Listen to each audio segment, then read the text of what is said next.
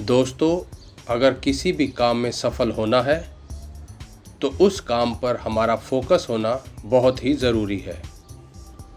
बिना एकाग्र हुए हम किसी भी काम में सफलता प्राप्त नहीं कर सकते हैं और शायद ये वजह भी हो सकती है कि बहुत कम लोग सफलता प्राप्त करते हैं क्योंकि उनका कंसंट्रेशन अपने लक्ष्य पर कम और चैलेंजेस पर ज़्यादा होता है, जिसकी वजह से वो जल्द मायूस हो जाते हैं, उन्हें जीवन में सफलता नहीं मिल पाती। तो आइए समझते हैं इस कंसंट्रेशन की पावर को।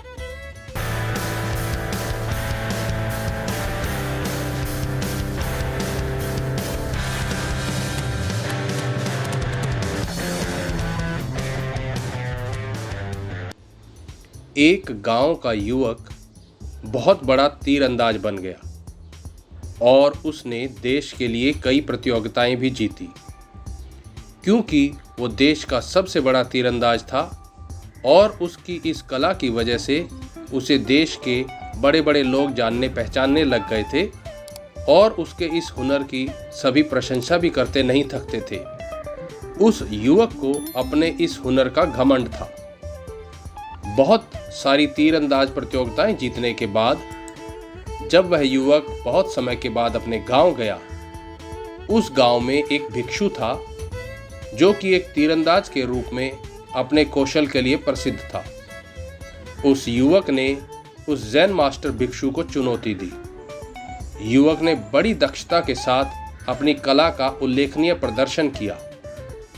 जब उसने अपने पहले ही प्रयास में एक दूर का निशाना साधा और तीर ठीक निशाने पर लगाया और फिर उसने अपने दूसरे उस शॉट में ही उस तीर को बीच में से चीर दिया। तब उसने उस बूढ़े भिक्षु से अपनी घमंड भरी आवाज में कहा, देखो, क्या तुम मेरी तरह इस कला का अद्भुत प्रदर्शन कर सकते हो? क्या तुम्हारी कला मेरी कला से मेल खा सकती है? जैन मास्टर भिक्षु अविचलित रहा और उसने अपना धनुष नहीं खींचा, बल्कि उस युवा तीरंदाज को पहाड़ पर उसके साथ चढ़ने के लिए प्रेरित किया। भिक्षु के इरादों को जानने के लिए उत्सुक चैंपियन ने पहाड़ पे उसका पीछा किया। पहाड़ चढ़ने के बाद जब वो गहरी खाई पर पहुंचे तो उस पर एक हिलता डुलता पतली लकड़ियों से बना पुल था जो कि जगह जगह से टूटा हुआ था।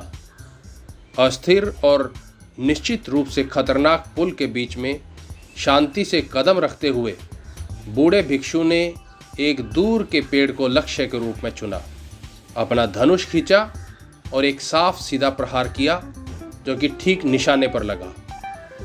भिक्षु ने उस युवक से कहा, अब तुम्हारी बारी है। यह कहकर भिक्षु पुल से बाहर सुरक्षित जमीन पर वापस आ गया। अब उस युवक को उस टूटे पुल के बीच में जाकर निशाना लगाना था। पुल पहले से ही कमजोर था और कई जगह से टूटा भी था। युवक ने एक नज़र उस झूलते पुल पर डाली तो उसकी हालत खराब हो गई। उसके पसीने छूटने लगे, मानो उसके पैरों के नीचे से जमीन ही खिसक गई हो।